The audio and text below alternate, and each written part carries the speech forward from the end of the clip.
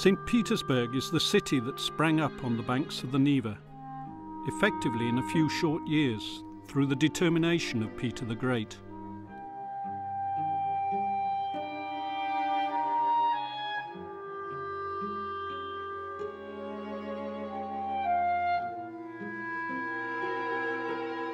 A city that absorbed the whole of European culture.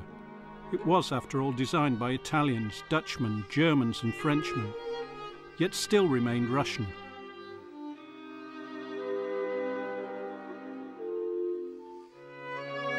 A city that still today draws Europeans with its architectural ensembles and cultural milieu.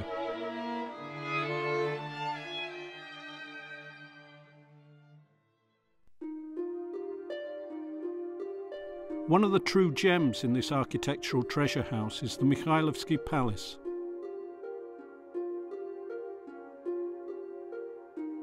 It houses the world's largest museum of Russian fine art, the State Russian Museum.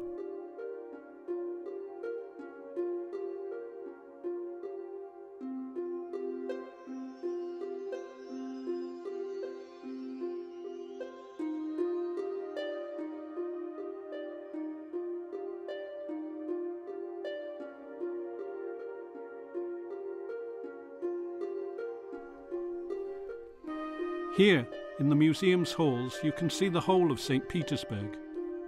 Its streets, buildings, rivers, canals and people, going back 100, 200, 300 years. The history of St. Petersburg, both real and imaginary, reflected in works of art.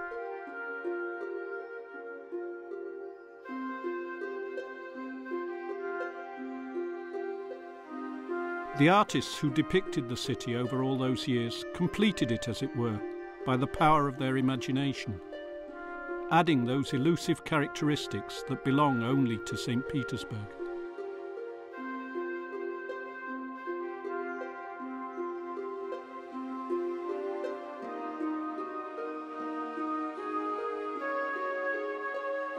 Because St. Petersburg truly is a city apart.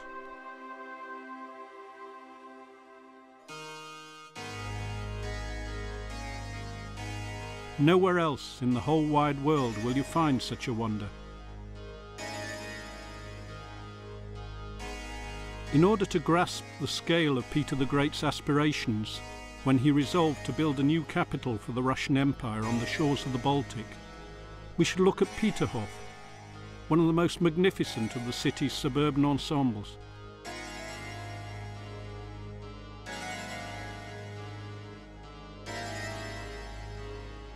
The construction of the capital had barely begun when Peter built the first palace at Peterhof, and the first fountains were also installed here during his lifetime.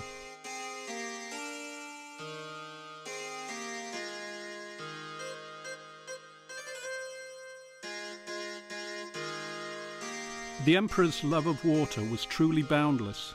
Only a man really obsessed could have constructed this celebration of water, ringing, singing, playing, tamed, here, outside St. Petersburg, where the fear of that same element, in the form of floods, constantly haunted the populace.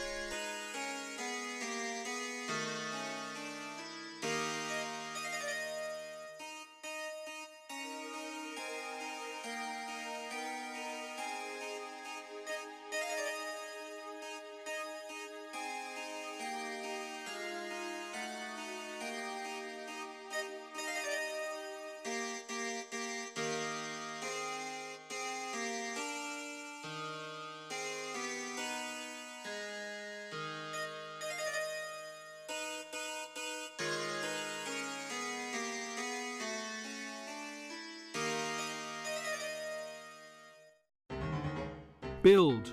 Peter's outstretched hand does indeed seem to be giving that order.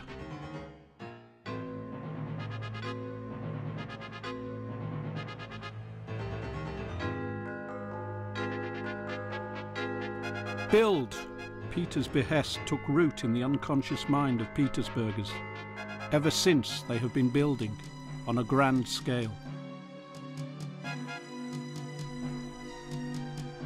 Sometimes the things they built have been quite incredible, In 1739, for example, Empress Anna Ioannovna ordered the construction in St. Petersburg of a house made of ice.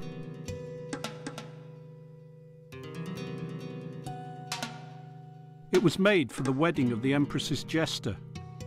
Everything inside the house, tables, chairs, the logs in the fireplace, playing cards and flowers, was all made of ice.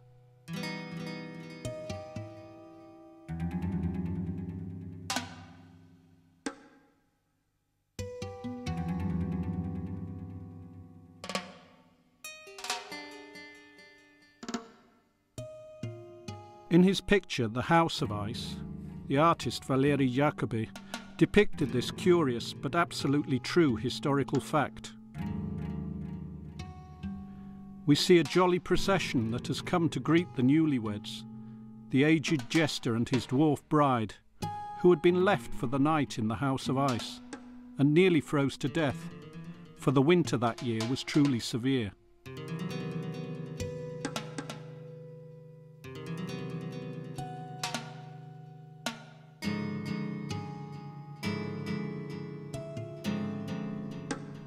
And what of it?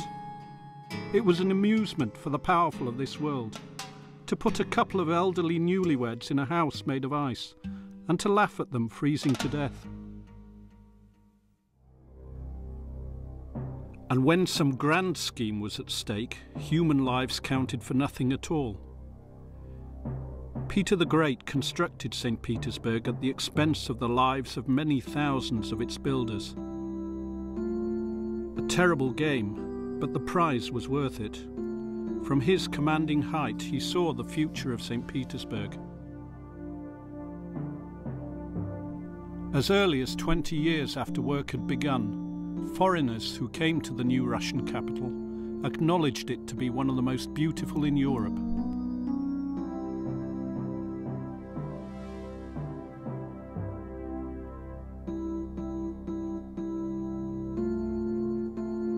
The new St. Petersburg grew as in a fairy tale.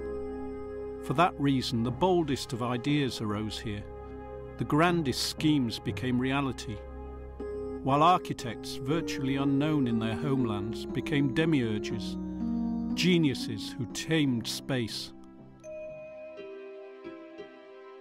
St. Petersburg began as a city of architectural experiments. Frenchmen, Dutchmen, Germans all tried to give material expression to their conceptions here.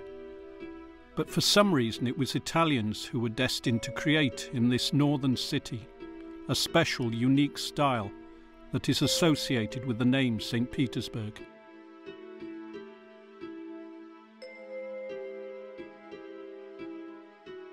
Their names are well known: Domenico Trezzini, Antonio Rinaldi, Carlo Rossi, Bartolomeo Francesco Rastrelli.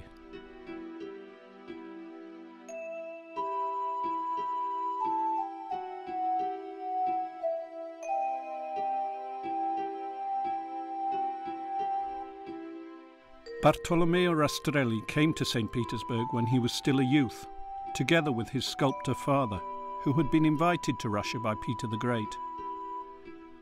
In the middle of the 18th century, it was every aristocrat's dream to own a house or dacha designed by Rastrelli. But Rastrelli was busy working on commissions from the empress and had little time to spare.